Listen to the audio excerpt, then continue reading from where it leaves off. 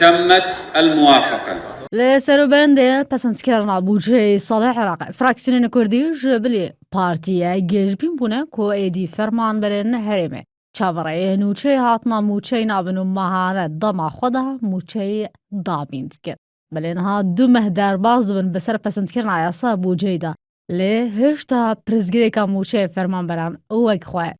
دمکی دا ئەوان بەچنە هێڤیە لەسەروی پرۆژەیە فراکسیۆنên کوردی ئاواکردن کو لە یاسا بودجە عێراقیدا هاتیە جێگیرکردن لەسەر مژارێژی پەرلەمانتەرێکیان گۆڕاند بێژە پرزگرێکە زارێکی ئاراستەی عەبادی کردیە ji bo ku roniya bide û çareseriya prizgirêka mûçeyê fermanberan li Bexdayê yan li Herêmê. Dibêje ji divêt li hemberî Parlemana Iraqê da bersiva pirsyara wan bide. یەکێک لە هەنگاوەکانمان بریتیلەوەی پرسیارێکی پەرلەمانی ئاراستەی عەبادی کردووە لە ڕێگەی سەرۆکاتی پەرلەمانەوە داوام کردووە کە وەڵامەکەی شەفەهی بێ واتە بەزارێکی عەبادی بێ جوابمان باتەوە کەواتە جۆرەکە لە ئیستیزافە بۆ عەبادی ئەوە پرسیارەکە تایبەتە بە مەسەلەی قانونی موازنەی 2017 بە تایبەتی مەسەلەی پشکی پێشمەرگە مەسەلەی چۆنێتی فرۆشتنی نەوتی هەرێمی کوردستان مەسەلەی موچەی فەرمانبەرانی هەرێمی کوردستان کە هەموو ئەوانە لە قانونی موازنەدا هاتوون.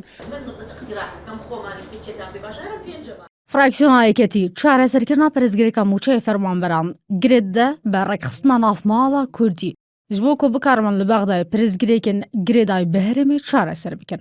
پەیوەندی بەغدا و هەرێمە ئێمە کورچیمانەوێ و بێ کوردیش ناو ماڵی خۆی ڕێخاتەوە پێش بچێ لەگەڵ خەڵکی تردانیشێ وەکو عێراق بیریلەوە کردوتەوە کە عەقدێکی یان گرێبەستێکی تازەی نیشتیمانی دروستکا بۆ ئیدارەی دڵ ئەبێ کوردیش گرێبەستێکی نیشتیمانی لە نێو خۆی دروستکە تەوازنی قوت لە کوردستان ڕابگیرێ و کورد بە یەکدەنگ جارێکی تر داواکانی خۆی بکات چکە بەداخەوە تا ئیستا هەر حیزبە جۆرێک بیرەکاتەوە لە داهاتووی پەیوەندیەکانی لەگەڵ حکوومەتی ناوەندی.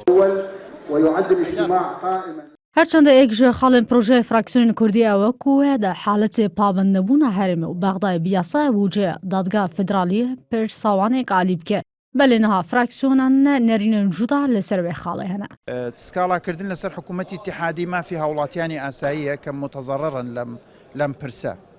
بەڵام ئێمە وەکو فراکسیۆنەکان ئەگەر ئەم کارە بکەین ئێمە بەڕاستی مەترسیمان هەیە لەسەرەوەی کە وەزعەکە خراپتر ببێ بە نسبەت هاوڵاتیانی کوردەوە دواتر حکوومەت لەژێر التزاماتی تریشی کە ئێستا هەیەی نیوە و ناچڵ بە دامی پێشمەرگە بە دەرمان بە بایعی بەم جۆرەشتانە بک ئەو بڕیارە قەزاییە بێگومان ئەوەی تیا بە متهم دەرەچێ حکوومەتی هەرێمە و دوایش ئەگەر ئەمە بوو بە سابقەیەکی قەزایی احتیمالی هەیە حکوومەتی اتحادی خۆی بزیێتەوە لە التزاماتەکانی تریشی. هەرچیە پەیوەندیە بە فراکسیۆنە پارتیڤە هەیە NRT bizavda nerîna endamên fraksiyona wan werbigire li ser wê belê tu kîjan ji endaman amade nebûn daxuyaniyan dê wê derbarê de bidin. Ev jî di demekî de her ji destpêkê partî digel projeyê çwar fraksyonan da nebûye.